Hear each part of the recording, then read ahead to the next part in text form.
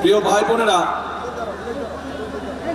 আজকে এতটুকু আপনাদের সামনে আমি বলতে চাই যে আমি যেহেতু আপনাদের প্রার্থী, আপনারা বহু মানুষ এখানে আছেন। এই যে এক বোন বলে গেল ছোটবেলা থেকে উনি এখানে আছেন।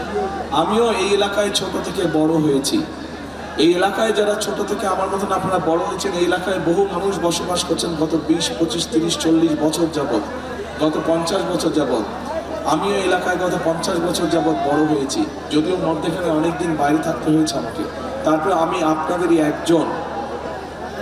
স্বাভাবিকভাবে আজকে যখন আমি এই এলাকার প্রার্থী হয়েছি, আমি আপনাদেরকে এতটুকু বলতে পারি, ইনশাল্লাহ আপনাদের আল্লাহ রহমতে আগামী নির্বাচনে আমি যে জয়ী হলে এবং ধানের শীষ সরকার গঠনে সক্ষম হলে, আজকে এই যে কয়েকজন মানুষ আপনাদের সকলের পক্ষ থেকে, এখানে উপস্থিত হাজার হাজার এই এলাকাবাসীর পক্ষ থেকে যেই সমস্যার কথা বলে গেছে, পুনর্বাসন সহ অন্য যেই সমস্যাগুলো বলে গেছে, কিন্তু পুনর্বাসন থেকে মূল সমস্যা বলেছে, ইনশাল্লাহ আমরা সেই সমস্যার সমাধান করব এই এলাকার মানুষের জন্য।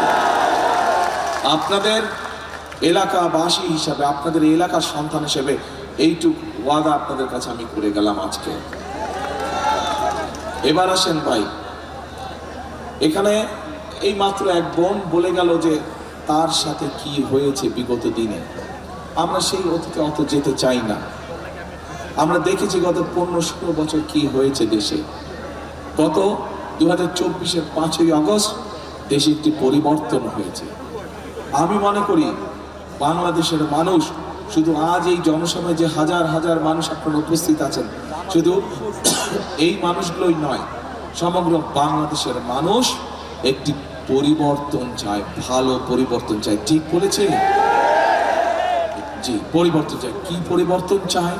পরিবর্তন চায় যে মানুষের সমস্যার যাতে সমাধান হোক, মানুষের চলাফেরা, মানুষের নিরাপত্তা, দেশে যাতে সুশাসন প্রতিষ্ঠিত হোক, দেশের শিক্ষার্থীরা যারা শিক্ষার সুযোগ পায়, দেশের বেকার কর্ম যারা তরুণ আছে, যুবক আছে, যারা তরুণ সমাজের, যুব সমাজের সদস্য যারা, ছেলে হোক মেয়ে হোক, বহু লক্ষ লক্ষ এরকম আছে যারা কর্মহীন অবস্থায় আছে। এই যে যেই কয়েকজন মানুষ এখানে আপনাদের হয়ে, আপনাদের পক্ষ থেকে কথা বলে গিয়েছে, এই মানুষগুলোর মাঝে থেকে কথা বেরিয়ে এসছে যে কর্মসংস্থান দরকার, সেটি ছেলে হোক মেয়ে হোক সবার। আমরা সিদ্ধান্ত গ্রহণ করেছি, আমরা পরিকল্পনা গ্রহণ করেছি। আমাদের দেশের বহু মানুষ বিদেশে প্রতি বছর কর্মসংস্থানের জন্য যায়, কিন্তু এই মানুষগুলো দক্ষ শ্রমিক হিসেবে চায় না।